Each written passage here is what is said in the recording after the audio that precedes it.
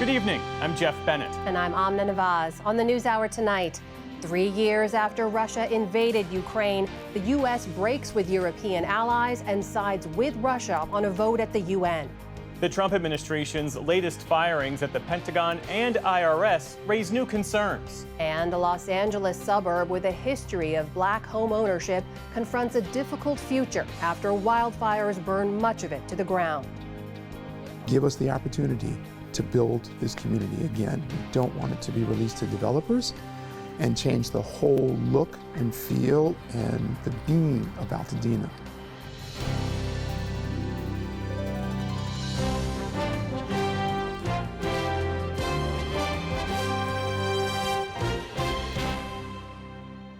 Major funding for the PBS NewsHour has been provided by... On an American Cruise Line's journey along the legendary Mississippi River, travelers explore Civil War battlefields and historic riverside towns. Aboard our fleet of American riverboats, you can experience local culture and cuisine and discover the music and history of the mighty Mississippi. American Cruise Lines, proud sponsor of PBS NewsHour. The ongoing support of these individuals and institutions. And friends of the NewsHour, including Leonard and Norma Chlorfine and the Judy and Peter Bloom Kovler Foundation.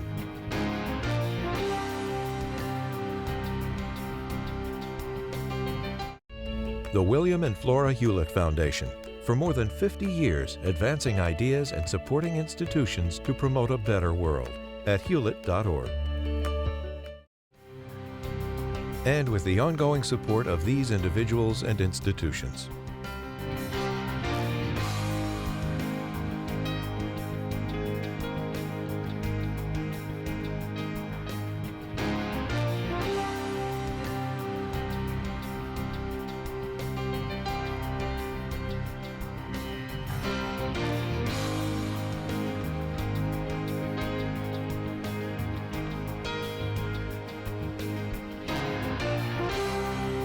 This program was made possible by the Corporation for Public Broadcasting and by contributions to your PBS station from viewers like you. Thank you. Welcome to the NewsHour. A grim anniversary was marked today in Kyiv and across Europe, 3 years after Russia's full-scale invasion of Ukraine. Today's commemorations come as the U.S. under President Donald Trump has decisively changed its stance on the war. It sparked deep concern across Europe and beyond as the president has sought to deflect blame from Russia for its invasion and criticize the Ukrainians and the European allies. On the ground in Kyiv today, more than a dozen Western leaders marked the third anniversary of Russia's full-scale invasion. Notably not present was a representative from the U.S. It was a symbol of a dramatic shift in U.S. policy since President Trump took office again. Mr. Trump has promised to end the war, but has so far largely left Ukraine out of the negotiations. That's after last week calling Ukraine's president a dictator, while leaving the fate of continued U.S. funding for Kyiv in question, and refusing to blame Russia for the war. Today, President Trump was in Washington with one of America's closest European allies, French President Emmanuel Macron. The two met virtually with leaders of the world's 7 largest economies to discuss the war. Some of those leaders were in the room with Ukrainian President Volodymyr Zelensky, who appealed directly to Mr. Trump. It's essential that we work together so that when we negotiate with Russia, the strongest defenders of freedom are at the table, America, Europe, and the Ukraine. I think we could end it within weeks. Later in the Oval Office, President Trump said the U.S. is close to reaching a deal that would give the U.S. access to Ukraine's critical minerals and other resources as part of wider negotiations aimed at ending the war.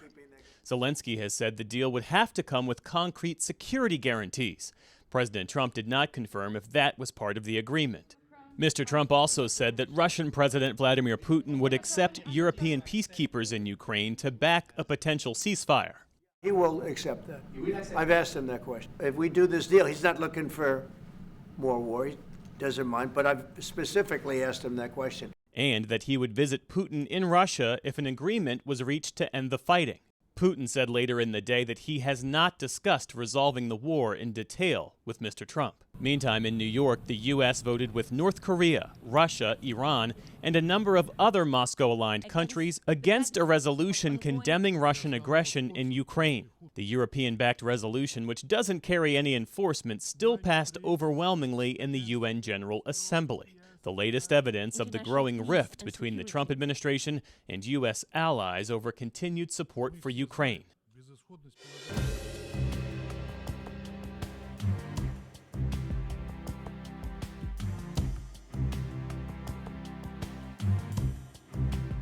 President Donald Trump has picked a loyalist, Dan Bongino, to be second in command at the FBI, one who grew a massive online following, spreading lies about election security, including that the agency he'll now help oversee tried to rig the 2016 and 2020 elections against Trump. Lisa Desjardins is here with more. So Lisa, there are some FBI officials who say that the deputy director position is in many ways more important than the director role because the deputy oversees the day-to-day operations of the agency. What does it mean that Dan Bongino, someone who's never served as an FBI agent, will occupy this role? Bongino is very well known in the MAGA world. He has this massive reach, millions of followers, but he also has repeatedly pushed misinformation on critical ideas. So when you talk about Bongino, you've got to talk about the podcasting audience, where he pushed this idea that the 2020 election, falsely, was stolen. And specifically, he said, stolen by the FBI. He's often gone against the FBI, railed against it as being an agency that is political, and at one point he called to disband it. Separately, he also spread misinformation about COVID. For that reason, YouTube actually took him off YouTube at one point. Now, looking at his resume, Bongino does have law enforcement experience. He worked as a Secret Service agent, as a New York police officer, but he has, as you say, no FBI experience, which is unique for this situation. He is a Trump appointee who worked at Fox News. He will oversee that operation. 38,000 FBI agents right now. That's a lot of day-to-day operations to run. Critics are concerned, not just because of his lack of experience, but you talk to FBI agents like we did, Frank Montoya, they say his conspiracy theories, the pushing of that, and the loyalty, the way he's talked about Trump, hyperbolically disqualify him. You got to be objective if you're going to investigate violations of the law. You just have to. You can't come in with preconceived notions because that will influence the outcomes of these investigations. Now, this will be the least qualified, not just number two, but number one, with Kash Patel at the head of the FBI that the service has ever seen. But of course, Trump is not looking at experience. He wants disruptors, and these are big-time disruptors. And Melissa, you're covering a lot of other news about a chaotic deadline for federal workers today. What exactly is Elon Musk asking for? Right. He's asking workers on Saturday. He sent out an email. We're going to show you what it said, asking all federal workers to email back roughly 5 bullet points of what they did in the past week. He said they had to get that back by tonight at midnight East Coast time. Now, I want to say on camera why we're not showing the email itself. That's because Musk is known to put coding in emails that could reveal our sources for that, so we retyped it. Now, Musk went on social media and said that if you don't respond to this, ask for what you did last week, that you could be fired. And you see that there. So there's been a lot of confusion. Do employees need to respond to this or not? Just in the last bit of time, the Office of Personnel Management gave out clear guidance saying, no, it's voluntary. You will not be fired if you don't send in what you did last week. But this has been completely chaotic. Some agencies told their employees, including Homeland Security and the FBI, do not respond. Others said you have to respond. Workers just don't know how to act, what to do on their jobs, and this is one example of that. So where do things stand with the mass firings and court cases in general? We're going to run through a lot quickly here. Right now, by my count, 27,000 workers have been told they have been fired or will be fired. A lot of news today, so I'm going to go through some important things. First, at USAID, there were more firings. We had a reduction in force, which means career workers, 2,000 of them, notified that their jobs will end in April. On the other side, for probationary workers, those who have been in the job less than 2 years, a ruling just in the past bit of time where 6 of those probationary workers were found by the Office of Special Counsel to be restored to their job. Basically, the Office of Special Counsel found that what is happening to probationary workers is illegal, that it cannot be held. Now, the issue is this was just for 6 workers. So waiting thousands of other probationary workers, as I talk to you right now, waiting to see if that ruling can affect them. That office that held that is trying to get there. So a lot of news. And one other thing, a federal judge today found that DOJ cannot have access to Treasury and education systems, personal data for student loans and for federal employees. The district judge ruled it is illegal. They haven't proven that they need to access that. So another big case. Okay, Lisa Desjardins, our thanks to you as always. You're welcome.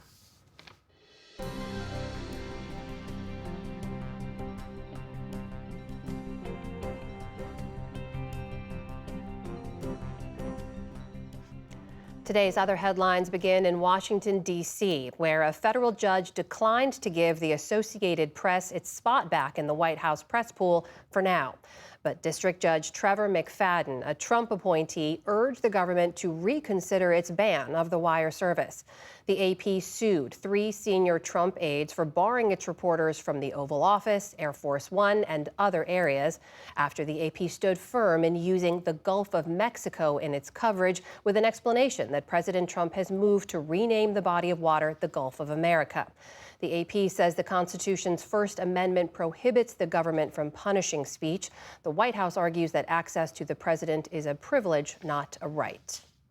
The Supreme Court today declined to hear a pair of cases from abortion opponents over their right to protest near abortion clinics. The appeals center on laws in Illinois and New Jersey which allow for buffer zones between protesters and clinics. Anti-abortion activists say the laws violate their First Amendment rights and that such restrictions aren't necessary since the Supreme Court overturned Roe v. Wade. Cities say the laws help limit disturbing behavior outside of clinics. The court did not provide an explanation for declining the appeals, though conservative Justices Samuel Alito and Clarence Thomas disagreed with the decision. Apple says that it will invest $500 billion in the U.S. over the next 4 years. That includes funding for a new factory in Houston, Texas that will make servers to power Apple's AI offerings, plus new commitments to film TV shows and movies for its Apple TV Plus service in the U.S. Apple will also create 20,000 jobs across the country. The company's not said how much of today's announcement is new funds and how much may have already been in the works. On Wall Street today, stocks started the week on uneven footing. The Dow Jones Industrial Average added about 30 points for a minor gain. The Nasdaq dropped more than 230 points as major tech companies came under pressure. The S&P 500 also ended lower on the day. And this Sunday's Oscar race is looking wide open after the Screen Actors Guild Awards delivered a pair of against-the-odds wins. And the winner goes to Conclave. Conclave won Best Ensemble, the equivalent of Best Picture. The thriller about the selection of a new pope beat out award season darling Anora. And Timothée Chalamet nabbed Best Actor for his portrayal of Bob Dylan in A Complete Unknown, upsetting the Brutalist star Adrian Brody for the honor. Conclave's win comes as the Vatican announced nightly prayers for the ailing Pope Francis. The 88-year-old is battling a complex lung infection, though the Vatican said today that recent lab tests showed a slight improvement in his condition. The Secret Service agent who jumped onto the back of John F. Kennedy's limousine after the president was shot in 1963 has died. Clint Hill was riding on the running board of a car directly behind Kennedy's when the first shot rang out. In visuals from the scene, he is the man in the dark suit pushing a distraught Mrs. Kennedy back to her seat as she tried to crawl away. Hill received Secret Service awards and was promoted for his actions that day. But in later years, he spoke of his profound guilt over not being able to save the president. Clint Hill was 93 years old. And the music world has lost a giant. Roberta Flack, a Grammy-winning singer best known for her pop and R&B hits in the early 1970s, died today. A piano prodigy from an early age, Flack was catapulted to fame in her 30s, thanks in part to Clint Eastwood. The first time ever I saw cover of The First Time Ever I Saw Your Face appeared in his 1971 movie Play Misty for Me, earning a Grammy for Record of the Year. Killing me softly with this song, killing me softly. She followed it up with Killing Me Softly in 1973, which also won the Grammy. That made her the first artist to win back-to-back Grammys for Best Record. Reflecting on her hit more than 20 years later, Flack spoke of her pride that the song endures. And you can hear it all over the world to this day. So I'm just so grateful that a song that I'm associated with has lasted for over 2 decades.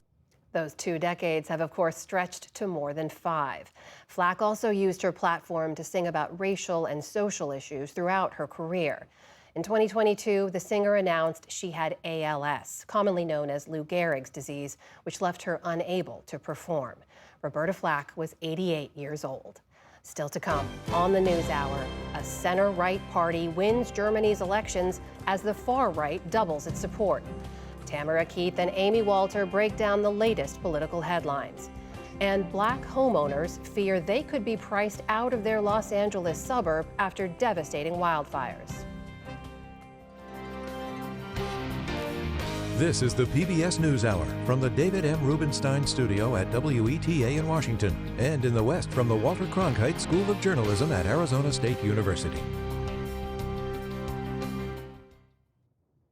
Late Friday night, President Trump fired the chairman of the Joint Chiefs of Staff, Air Force General C.Q. Brown, breaking with decades of precedent as part of a broader purge of senior military leaders. Defense Secretary Pete Hegseth also announced the administration would replace the top lawyers for the Army, Navy, and Air Force. Here's Hegseth explaining the decision on Fox News Sunday. Ultimately, we want lawyers who give sound constitutional advice and don't exist to attempt to be roadblocks to anything that happens in their spots. For perspective, we turn now to retired Rear Admiral James McPherson. He served as Undersecretary of the Army and as the Army's General Counsel during the first Trump administration. It's great to have you here. So let's start with President Trump's decision to fire the chairman of the Joint Chiefs, General C.Q. Brown. Brown is the first in the job since 2007 to not serve a full term.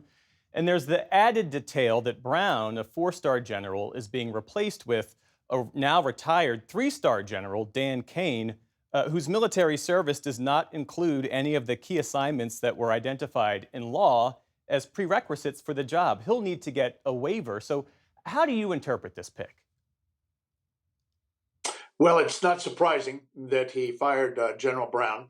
That was rumored in the media many times before the inauguration and then even afterwards.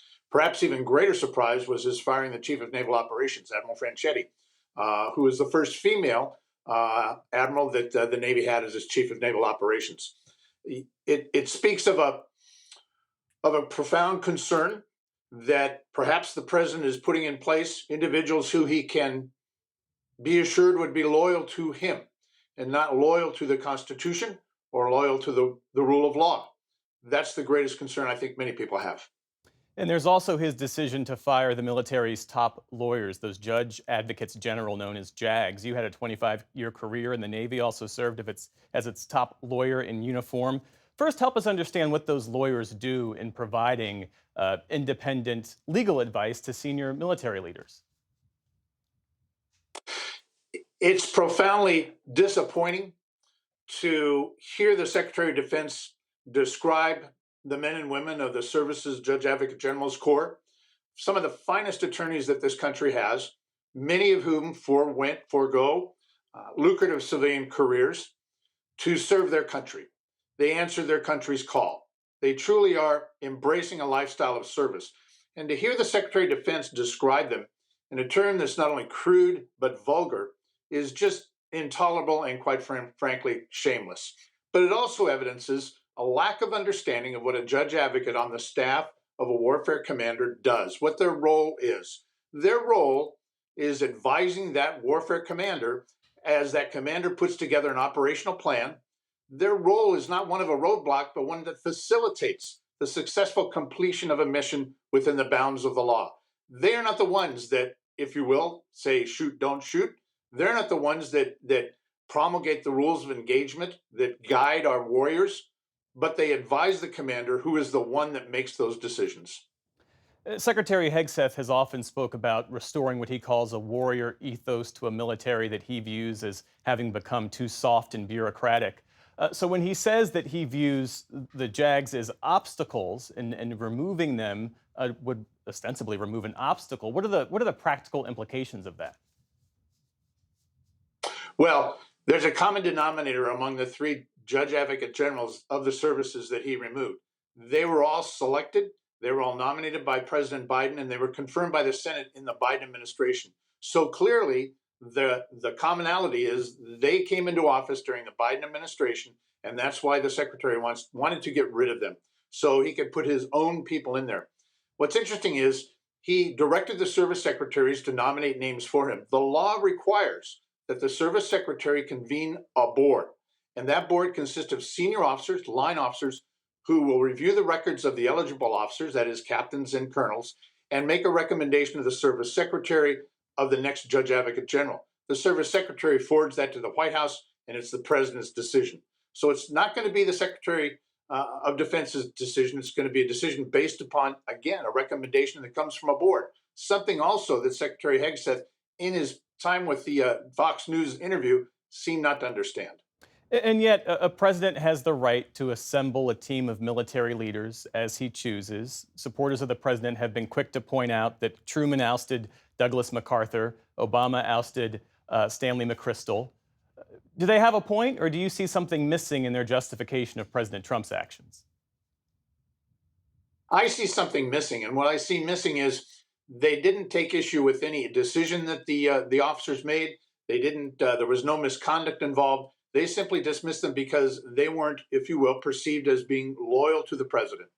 My fear is that they're putting people in place when that fateful day arrives, and the suggestion is made, as it was in the Oval Office, should we just shoot him in the legs? My fear is that there won't be a Secretary Esper or General Milley who says, no, Mr. President, we can't. My fear is there'll be officers in the room that say, sure, we'll shoot him in the legs. Admiral McPherson, thanks again for joining us this evening. We appreciate it. Thank you.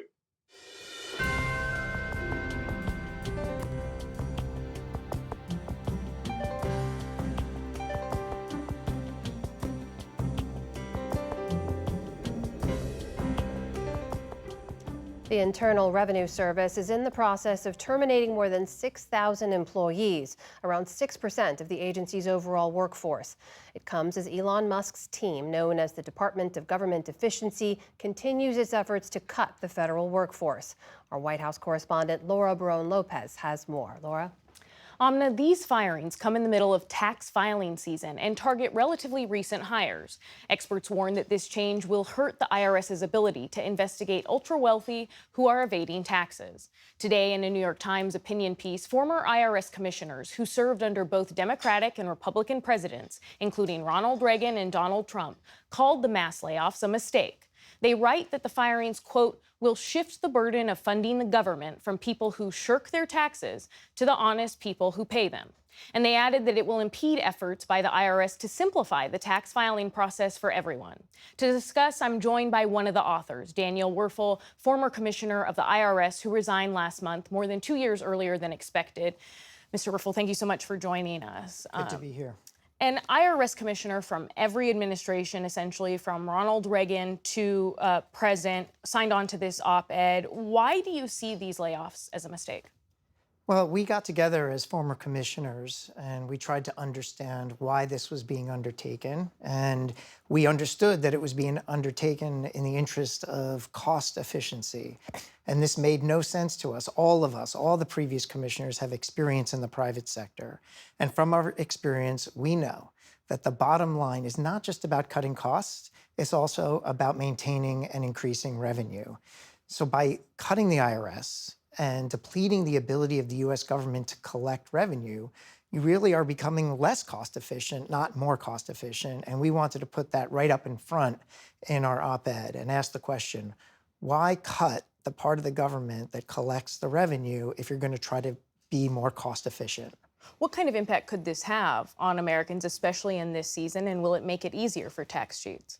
Well, it's my understanding that they're really focusing on those that are collecting overdue or balance due taxes. And so immediately you will see a reduction in the revenue coming in to fund the US government. But also, a big layoff like this right in the middle of tax filing season is likely to be very disruptive.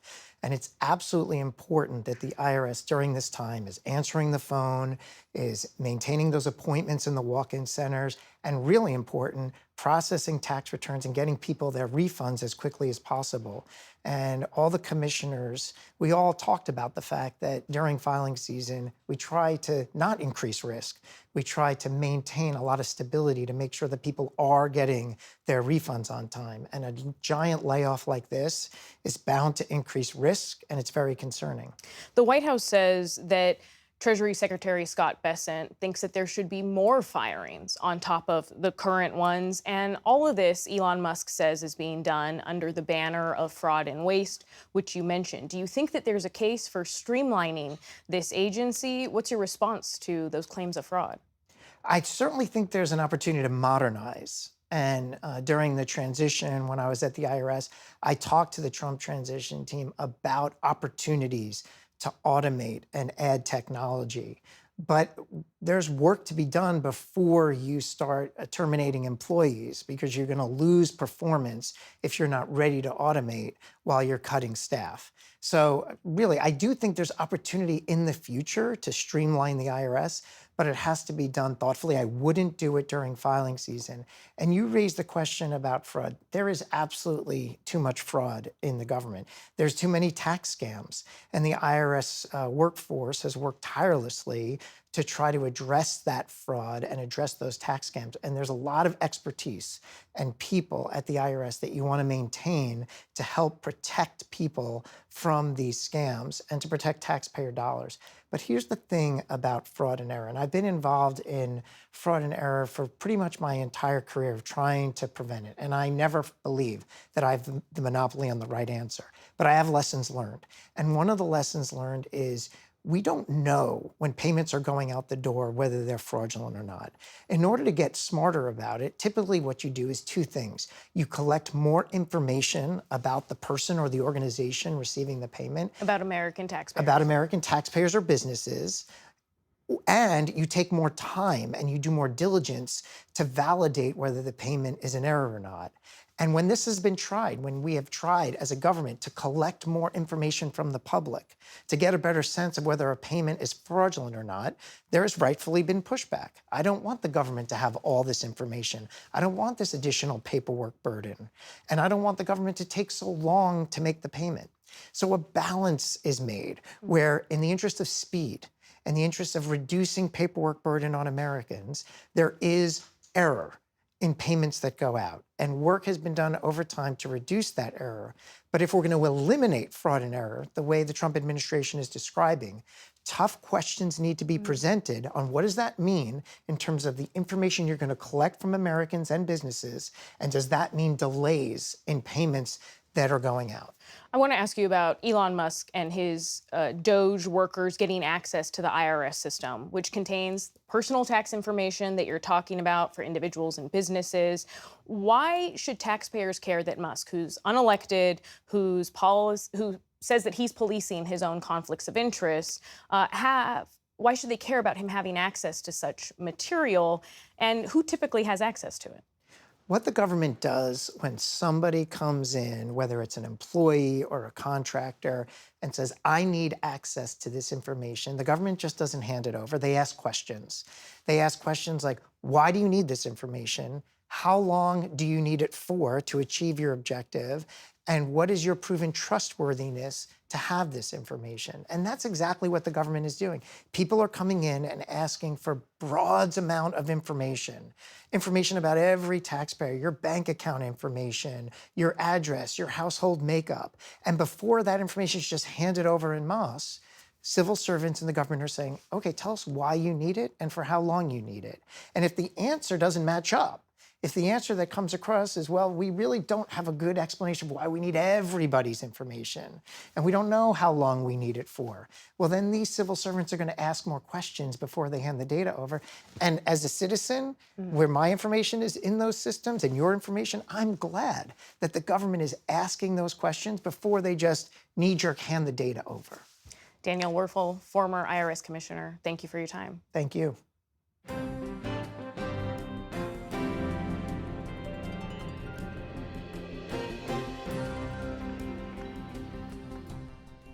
The man poised to become Germany's next chancellor accused President Trump of being indifferent to Europe's plight and blasted Washington's interference in his nation's general election yesterday.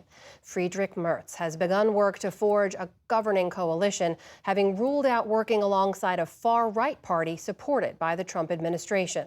From Berlin, special correspondent Malcolm Brabant reports. Germans went to work this morning in a country that was radically different from the one they inhabited just 24 hours ago. Not only had Germany taken a giant stride to the right, but it had also elected a chancellor who's a straight talker and isn't shy about telling America what he really thinks. For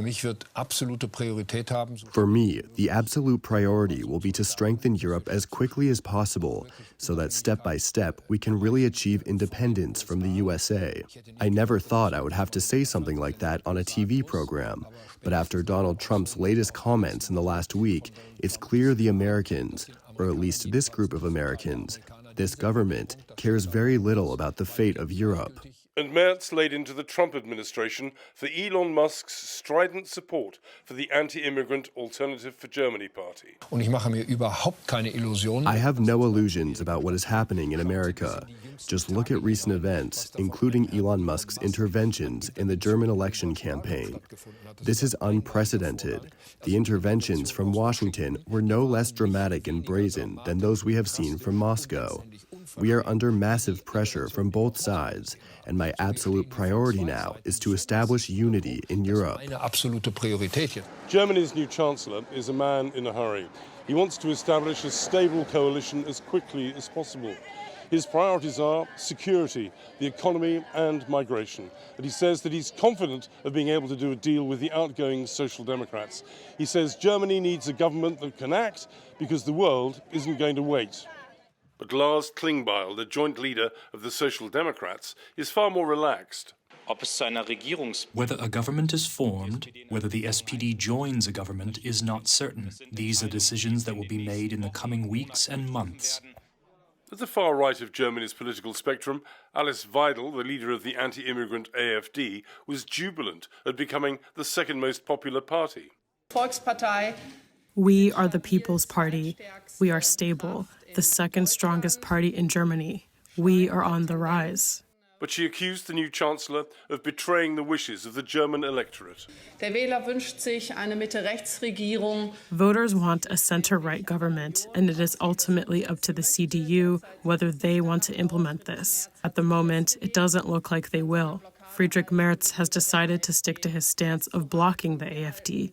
We consider this blockade to be undemocratic.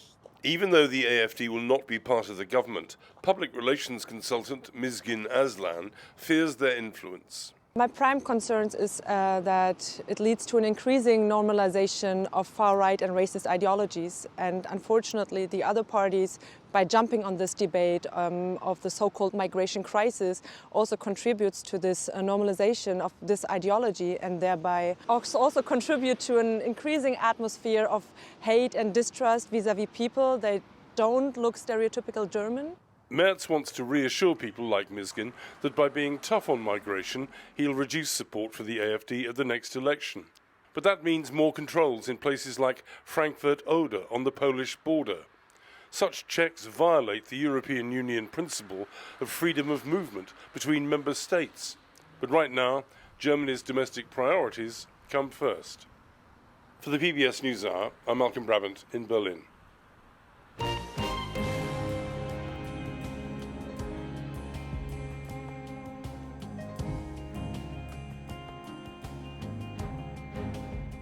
From boisterous town halls to an upcoming budget fight in Congress, There's a lot to unpack already in This Week in Politics. And for that, we're joined by our Politics Stakes duo. That's Amy Walter of the Cook Political Report with Amy Walter and Tamara Keith of NPR. Great to see you both. Amy, kick us off here now because we've seen lawmakers returning to Congress after holding some town halls in their home districts, sort of getting their first real-time temperature check in this second Trump administration. And they're seeing some anger and some frustration. Here's just one example that was seen by Congressman Mark Alford in Kansas City, Missouri. Take a listen. How many of them do you think should be fired or without cause? What is reasonable? There's a legal and proper way to downsize government. Guys. We're not, this is a junior high cafeteria. Amy, a lot of that related to the mass firings we've seen in the federal workforce, and he is not alone. What did these Republicans do now? Yeah, well, that's an excellent question, is that I think what they're looking at for the very first time is the reality of all politics is local, even though they've been, in many ways, just talking in a more national, have been on a more national focus for quite some time, which is, if you look at the polling nationally, the idea of cutting government waste, of firing excess government workers sounds really popular until it comes to your home district. Now, outside of this area that we sit in here in Washington, D.C., most congressional districts have maybe 2-3% of their total workforce is employed by the federal government. But that doesn't mean it's not going to trickle out into other areas, meaning the people that are their suppliers or their contractors, their families. And here's another thing we know. Angry people tend to show up, not just to town halls, but they tend to show up to vote as well. And so I think what Republicans are trying to do now, we've been hearing and seeing some of these stories, trying to find ways to do little carve-outs for programs or other priorities in their districts, trying to keep those off the chopping block. That's going to be really, really hard to do. The other thing I heard in talking with one Republican source is that what Republicans are really worried about is that it's Elon Musk who they see as, the voters see as being a big part of this problem, that Republican members have to figure out a way to message about Musk being unelected, and that these voters coming in saying, hey, how did we give the keys to somebody that we never voted for? Tam, it's a number of Republicans who've seen this kind of anger, but a few Democrats as well are facing some anger in their town halls from their constituents for not fighting hard enough against this administration in their view. Take a look at what Congressman Paul Tonka of New York faced. I was so proud that my representative was on the front line, right there. But I thought about Jimmy Carter and I thought about John Lewis. And I know what John Lewis would have done. He would have gotten arrested that day. Make them outlaw you. We will stand behind you. We will be there with you. I will get arrested with you. Tam, what do you take away from all this? Yeah, Democrats are certainly frustrated, and they are going out there and they are protesting at Tesla dealerships. Of course, they're going to show up to town halls where their members of Congress are, and Democratic leaders have not exactly given Democratic voters who are frustrated and angry and worried about the state of the country. They haven't given them a lot of hope. Hakeem Jeffries, the minority leader, at one point, he sort of walked this back, but said, well, there's not much that we can do. We're in the minority. And the reality is that Democrats are in the minority in both the House and the Senate. In the House, in particular, the minority party doesn't have a lot of power to do much of anything. Meanwhile, the context for all this, of course, is the latest polls that we're seeing. And two new polls, Amy, you've seen CNN and the Washington Post now show 47 and 45% approval ratings for President Trump, 52 and 53% disapproval ratings. That's sort of the flip of what we saw earlier this month in one poll. But at the same time, we're also seeing polls like this Harvard-Harris poll, which shows Mr. Trump holding steady at 52% approval and a majority support for many of his individual policies. What do you take away from these numbers? Yeah, so I like to look at averages, which is my go-to. And if you look at the average of all the polls that have been taken since Donald Trump was first inaugurated until now, what you see is a kind of a steady decline in his overall approval rating, a hike in his negative rating of about 8 points. So he's become 8 points less popular basically in the last month. The other thing I'm looking very closely at and I think is going to be really important as we go forward.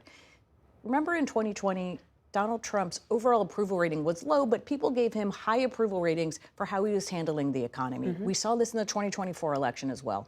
Now what we're seeing, really, what I think is for the first time, opinions about Donald Trump's handling of the economy are now equally, are underwater in the same way that his overall approval ratings are. In other words, I think what we're hearing from voters is they're not really particularly happy with the direction of the economy, which is obviously something Trump ran on. And we saw it in the data coming from the Michigan Consumer Index this last week. Voters are more pessimistic now about the economy than they have been since the fall of 2023. Dan, what about you? What's your take? Yeah, a lot of the things that President Trump has been doing since taking office have very little to do with the consumer economy in terms of bringing prices down. He and Musk have had this focus on slashing the government. And yes, they argue that indirectly, eventually that could bring down the deficit and that could potentially bring down prices through some sort of magical math formula. But the other thing that President Trump has spent a lot of time doing is talking about tariffs. He did it again today. And polls are showing that voters, not all voters, but a majority of voters agree with the vast majority of mainstream economists who say that raising tariffs is functionally raising taxes on the American people. And so Trump's approach to the economy, which in some ways is, keeping allies and adversaries off balance, is also keeping American consumers off balance at the same time that prices aren't coming down. There are growing concerns about inflation. Egg prices are still up. The promises that deregulation and freeing up oil and gas, drill baby drill, is just going to somehow magically bring all prices down. It hasn't happened yet. Trump is saying it's not going to be his economy until it's been 6 or 12 months. But voters are beginning to look at the economy and have questions. One other thing to add, all of these federal firings could show up in the jobs report that comes out next month. Right. Amy, I have less than a minute left, but I got to ask you, because Republicans in the House have to pass a budget plan. Right. We've already got at least 11 so far Republican lawmakers saying they have questions or concerns about some of the potential for Medicaid cuts in particular in the proposal put forward by Speaker Johnson. These are some of them right there. They have a slim majority. With 11, the math ain't mathin', as they say. What's going to happen? Well, they've got to decide. The Speaker has to decide whether he wants to hold this vote at all, or whether they go back to the drawing board. But I think this is going to be the issue for the next, I don't know how many months, the reality of having a very slim majority. And if they want to pass all the things they want to pass, they've got to make deep cuts into programs that are really popular. I feel like we're going to be talking about this a lot more. Amy Walter, Tamara Keith, always great to see you both. Thank you. Welcome. You're welcome.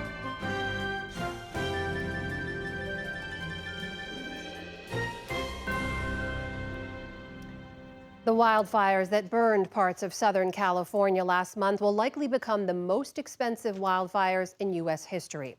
They also burned a scar through historically black neighborhoods in Altadena. William Brangham recently visited with families there who are still sifting through the debris and are concerned about what Altadena will look like going forward. Oh my goodness. This is a drive that Diane Pillay and her family never imagined they'd have to make. Look at all these homes. Oh my goodness. They're returning to the charred remains of their beloved neighborhood in Altadena, California. Look at their whole chimney fell. Yeah, into our house. Their house, like hundreds of their neighbors, was devoured by last month's Eaton fire. This is incredible. Pillay's parents bought this house in the 1960s, becoming some of the first black homeowners in this part of Altadena. Diane was raised here, and then she and her husband Richard raised their own kids here, including their daughter Lisa. And as a matter of fact, right before the fire, we were in process and talks of having Lisa and her husband, have the house. So 3 generations. Mm-hmm. Yes. Now, they're gingerly stepping through what's left of the past, both their own families and their communities. It was a lot knowing that our home was gone, but then to see the devastation that we're talking about, an entire community, entire blocks and blocks and blocks and blocks. It was just really too much to bear. Richard and Diane are now staying with Lisa and her husband and their 2 little kids, crowded into Lisa's rented townhouse in nearby Pasadena. For Lisa, the fire stole not only the family's refuge, but also the place of countless memories, where she took her first steps, and then years later, her son did the same. And I just cried. I literally collapsed to my knees and I just cried because it's just an unbelievable feeling.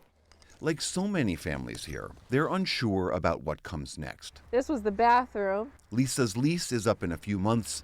The mortgage on their house still comes due every month. They had insurance, but it's not clear if it'll be enough to rebuild. While the Eaton fire destroyed more than 9,000 structures in all, it hit black homeowners in Altadena particularly hard. A recent study found that almost half of black households had their homes destroyed or severely damaged, compared to 37% of non-black households. Many of those homes can be traced back several generations. The history of Altadena as it pertains to black people is very significant. Yes. Jasmine Schuper started the Green Line Housing Foundation. It's a nonprofit that works to increase home ownership in minority communities. She says during the civil rights era, Altadena became an increasingly popular destination for black families.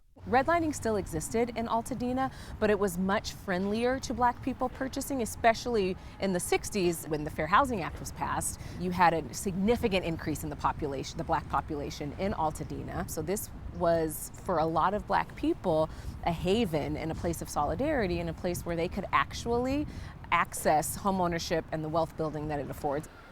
It's a legacy that continues. About 75% of black residents here own their homes. That's nearly double the black homeownership rate nationwide. But even before the fire, things were changing. As the cost of housing in LA rose, more people flocked to this community of 42,000 people just north of Pasadena. Today, Altadena is less than 20% black, down from over 40% in the 1980s. The black population in Altadena had been declining significantly because of gentrification, because of increased home values and prices, because of speculative investment. But this threatens to decrease that population even more significantly. As rebuilding gets underway in Altadena, there is a concern in this community that real estate developers are going to swoop in and buy up all of this property and somehow change this integrated, diverse community into something that people here just don't recognize anymore. There's a saying among the black community now, don't move out of Altadena. If you move out, you'll never get back in. Michelle Ben's family was lucky. Their home survived the fires, coming right to the edge of their yard. But that fire was burning so hot and it was just burning straight up. He says divine intervention held the flames back, but he still can't believe what happened everywhere else. For me, it's our home. It's the only thing I've ever known. But when I was driving by, I couldn't even recognize what street I was on because all the houses were burned down and you didn't know where you were. He says the damage from the smoke and all the toxic particles make living in the house unsafe. Everything that was burnt up, whether it was cars, the chemicals from the cars, the paint, the lids, the asbestos, and different type of materials all together, floating throughout the air and made it into our attic. And it's in our house, it's all over the floors. While they're still trying to figure out exactly how much their insurance will cover, Michelle's daughter, Sienna, says they'll never leave Altadena. Her great-grandfather first came here back in the 1930s. Considering Jim Crow and what it would mean to move to California and to build a life for yourself as a black person in this country is just such a great investment, such emotional strength to be able to come here and believe in that. There's no other place like this to me in the world, and I'm not interested in finding another one. I'm interested in growing everything that they planted here. Thinking about that and the thought of rebuilding, like what is needed? Jasmine Schuper's nonprofit is working with black families who lost their homes but want to rebuild, and those who don't plan to stay but don't want to sell to outside developers. You've got generations of blood, sweat, and tears threatened to be wiped out if we're not able to come alongside and support the rebuilding, specifically of this Black community.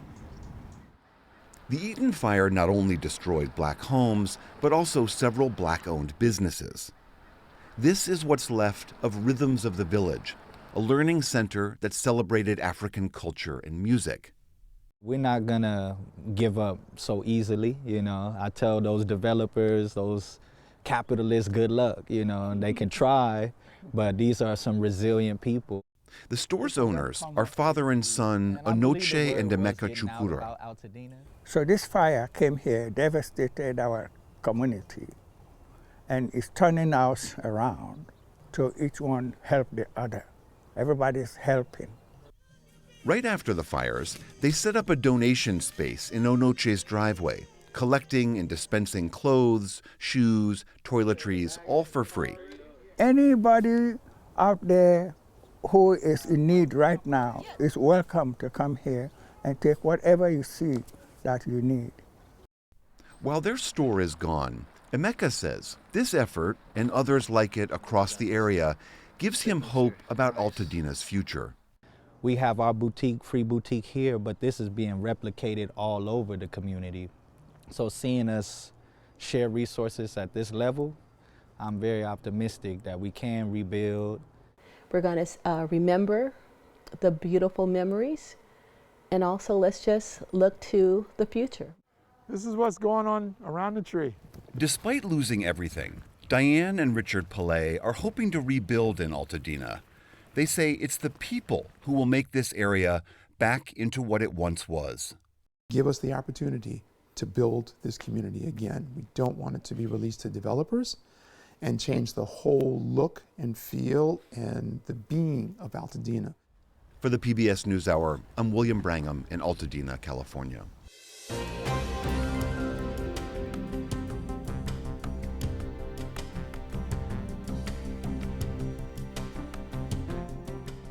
With the Oscars this coming Sunday, it's a good time to learn about the essential people in Hollywood we don't see, often referred to as working below the line. Makeup and special effects artist Katie Middleton is one of them. She's worked on Oscar-nominated films, and tonight she shares her brief but spectacular take on navigating an unpredictable industry. I get asked from people how to pursue being a makeup artist, especially TV and film, and there really isn't a specific path. It's just you have to want to do it, and you've got to go for it. In film and television, my job and a lot of other crew members' jobs are considered below the line jobs. Do you have any idea why they call it that?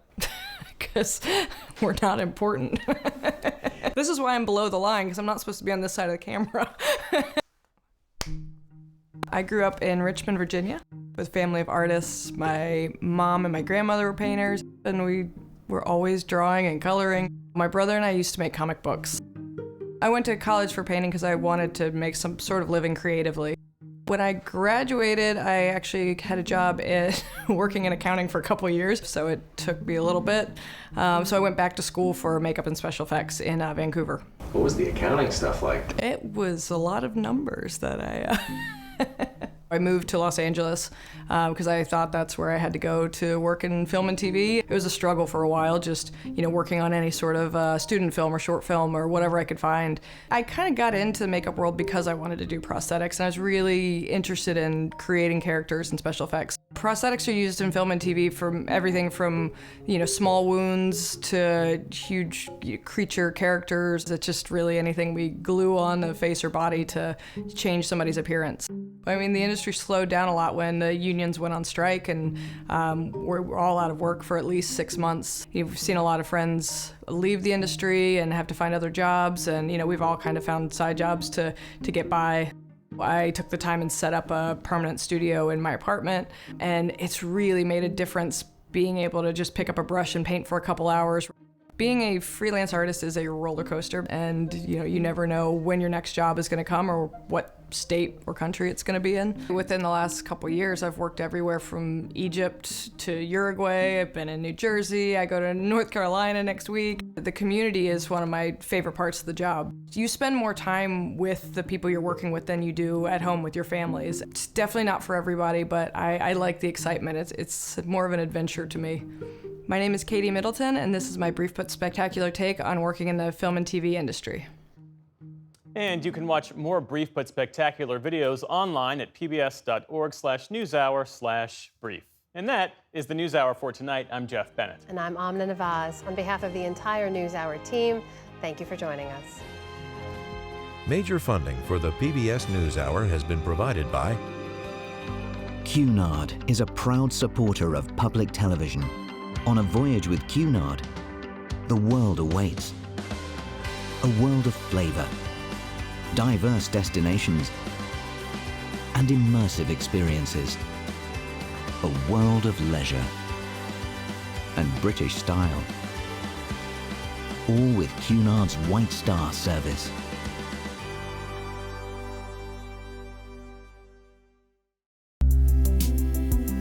At BDO, I feel like a true individual. People value me for me.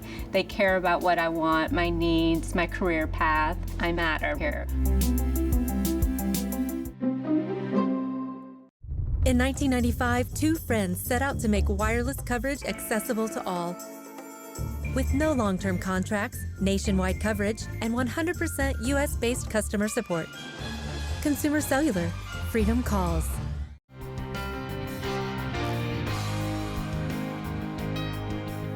the John D. and Catherine T. MacArthur Foundation, committed to building a more just, verdant, and peaceful world. More information at macfound.org. And with the ongoing support of these institutions.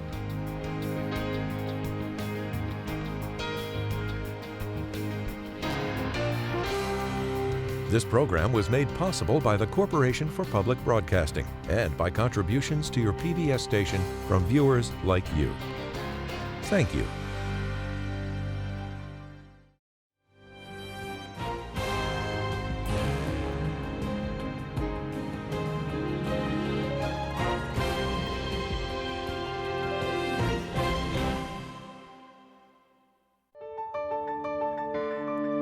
You're watching PBS.